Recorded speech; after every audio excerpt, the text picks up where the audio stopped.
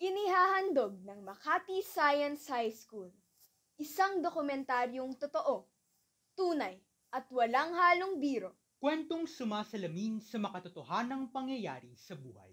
Isyong panlipunan na hindi dapat ipagsawalang bahala. Sapagkat ako, ikaw, siya, at tayong lahat ang nasasangkot at dapat na managot. Sa isyong wawasak at sisira sa sangkatauhan kung ito ay gagamitin sa mali. At ito ang social media. Hindi pwede ang hindi ko kaya. Isang adikain na aming pinatutunayan. Malugod namin kayong inaanyayahan na panoorin ang dekalibreng dokumentaryong aming pinaghirapan. Tatak ilusyon, tatak mahusay. Ito ang maksay. Ilusyon Productions presents Man's Best Friend.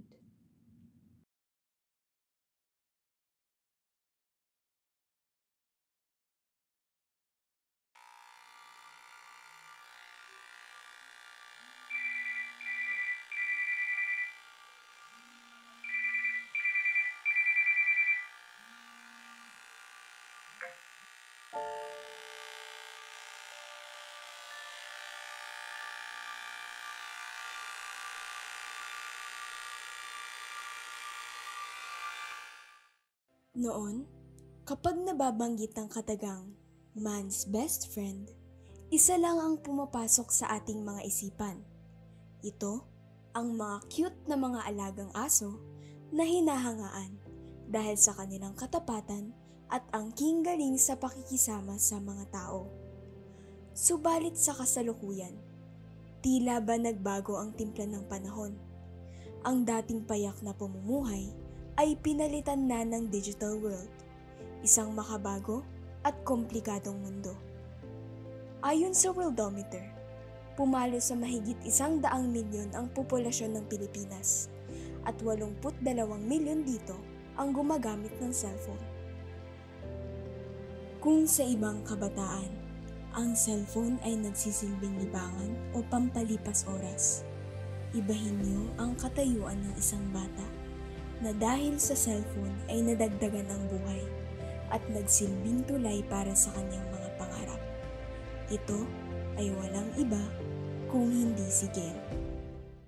Ako si Gail Nicola F. Salor. Ako ay 18 years old. Only child lang ako and nakatira ako sa Rizal, Makati City.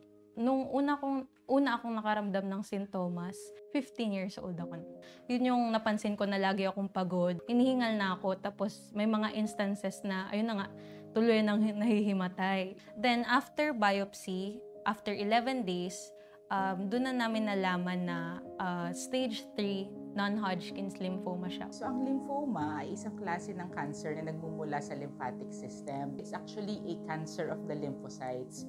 Ang lymphocytes ay isang klase ng white blood cells. Usually, nagkakaroon ng mutation dun sa mga white blood cells at ito yung nagiging reason kung bakit nagiging cancerous yung mga white blood cells. Primary treatment talaga is chemotherapy. Yung chemotherapy, ang pinaka-ina-affect kasi niya yung mga rapidly dividing na cells. Dahil nga sa lockdown, napilitan kaming pumunta sa ospital na wala naman sa range ng finance namin. Yung bill namin, umabot kami ng ₱250,000 in just 11 days. So, nagpanik kaming lahat sa kung saan kami kukuha ng pera. Kasi syempre, hindi biro ang ₱250,000. During second cycle namin, doon ko nalaman na limited nga yung funds namin. Simula nung pandemic, marami naman na ring humihingi ng tulong sa pamamagitan ng pagpo-post online sa mga social media sites. So, yun, naisip kong ang gumaya. Ang pag-post ni Gail sa social media ay agad na umani ng mga positibong komento at pagtugon. Hindi lamang sa kanyang mga kaibigan at kapamilya, maging sa mga taong hindi niya kakilala, subalit mayroong busilak na puso. Ang Agapay for Gail ay isang online benefit concert na ginanap noong September 2020 upang magbigay ng pinansyal at moral na suporta sa isang Makati Science High School student na si Gail na nagkaroon ng non-Hodgkin's lymphoma cancer.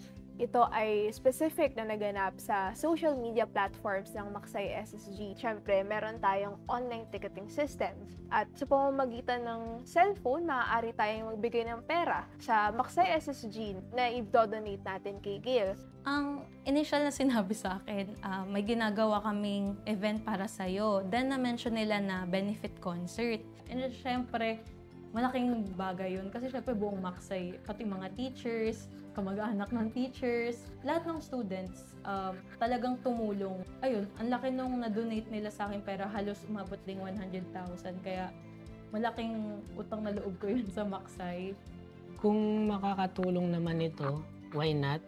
Wala namang masama sa pag-organize ng isang fundraising. Make sure lang na with the supervision ng adult, especially dahil ito ay social media, at para maiwasan yung panloloko o ma-scam. So, ang mensahe ko is, syempre, pakatatag.